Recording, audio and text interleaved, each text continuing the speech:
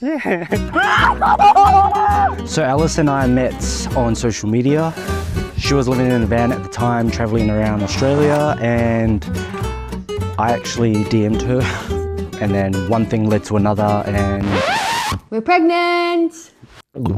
I think in that moment I realized, whoa, I'm gonna be a dad. And then I was like, whoa, excited.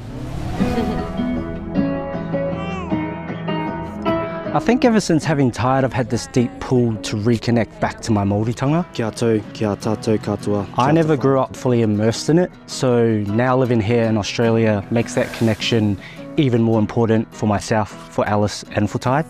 I really want him to know who he is. Ma is white, morena. Alice is passionate about learning Te Reo Māori. Pinati, hata, ehe, ke me. Kariki is great. Like, she gets so excited to learn it, and then I get so excited to teach her. This is our Te Reo practice for today. We're both learning together. Oh, there's a lot of things I love about Alice. Morena. Speaking Te Reo Māori is also important for me. Not just to be able to teach Alice and Tide, but also to teach myself. Ko TJ toku ingoa, ko Alice toku hua wahine, ko Tide tā māua mā pihi maurea.